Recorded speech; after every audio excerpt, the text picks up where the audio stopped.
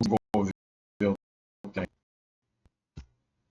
A transição energética é a mudança gradual de fontes de energia não renováveis e poluentes para fontes renováveis e sustentáveis.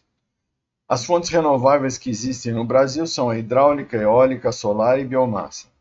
É possível fazer a transição energética somente com essas fontes? Não. Não é possível, pois a disponibilidade das mesmas não é contínua. As fontes renováveis em uso no Brasil dependem das variações diárias e anuais do clima. Por isso, necessitam de uma energia de base, backup, que são as termoelétricas a combustíveis fósseis e nuclear, ambas não sustentáveis. As fontes renováveis em uso têm baixo fator de capacidade. O que é isso? O fator de capacidade de uma central de geração de energia elétrica é a percentagem de tempo que ela gera o máximo de sua capacidade energética. Exemplo, uma central de 30 megawatts que só gera 30 megawatts durante metade do ano tem um fator de capacidade de 50%. Assim sendo, as atuais fontes renováveis em uso não têm como gerar energia 100% do tempo, conforme a gente vê aqui. A hidrelétrica tem um fator de capacidade de 58,9%. A eólica, um fator de capacidade médio de 35,6%. A solar, 22,5%. E a biomassa, 45%. É necessária uma fonte de energia renovável de base, que substitui as termoelétricas fóssil e nuclear. A única fonte de energia de base renovável é a termoelétrica geotérmica.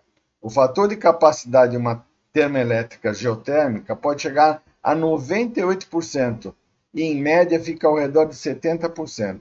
A termoelétrica geotérmica é a energia de base, backup da transição energética. E aqui nós vemos como funciona uma central termoelétrica. Existem dois tipos.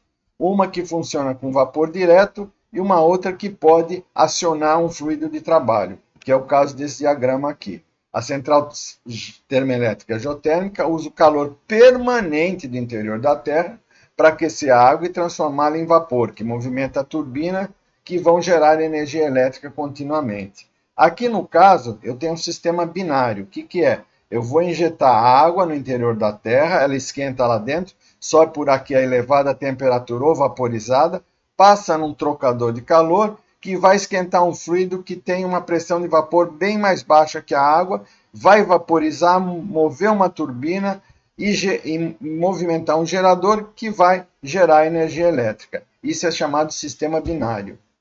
E o Brasil tem energia geotérmica? Tem.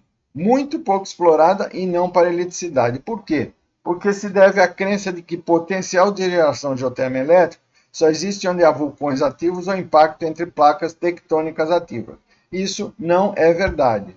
Como nós vemos aqui, nós temos centrais geotermoelétricas também implantadas fora de áreas vulcânicas e contactos entre placas tectônicas ativas. Exemplo típico disso é o projeto United Downs do Reino Unido.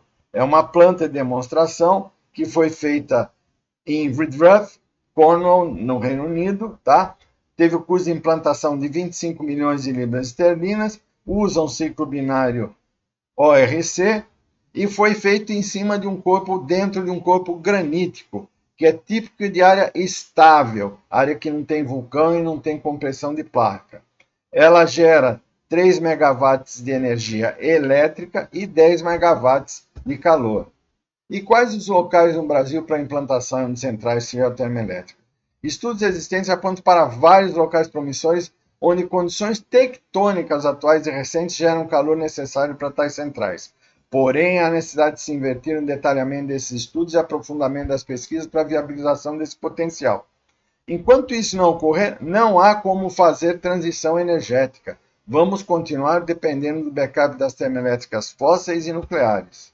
Mas e o hidrogênio? A produção e uso do hidrogênio esbarra no problema de energia, ou seja, para se produzir hidrogênio, eu uso muita energia para produzir relativamente pouca energia líquida. Então, é elevado o consumo energético para se produzir hidrogênio.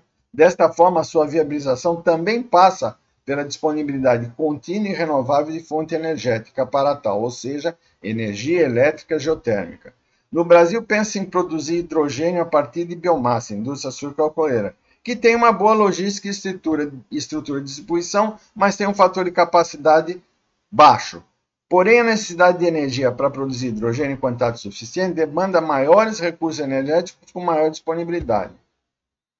Além disso, o hidrogênio, o uso em grande escala de hidrogênio, é arriscado. Por quê? Porque o hidrogênio é altamente explosivo e depende de uma logística de estocagem, de transporte, etc., muito segura. Em 6 de maio de 1937, houve a tragédia com um dirigido chamado Hindenburg, e esse incêndio destruiu o dirigível alemão na aproximação do pouso em Lakehurst, em New Jersey, devido a uma falha na estrutura e no gás inflamável hidrogênio que explodiu. Matou 35 pessoas a bordo e uma pessoa em solo.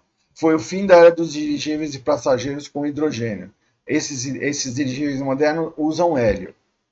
Conclusão: presentemente não há como definir uma data para a substituição definitiva dos combustíveis fósseis, e menos ainda de prescindir da termoelétrica nuclear. É necessário que o Brasil urgentemente invista na pesquisa e implantação de centrais elétricas geotérmicas, as únicas que podem se constituir em energia de base para as demais formas sustentáveis de energia em uso no país. A viabilização do hidrogênio como combustível necessariamente passa por uma demanda de uma energia de base sustentável, cuja única que existe é a geotérmica. Muito obrigado aí pela atenção de vocês, espero que tenham aproveitado esse vídeo.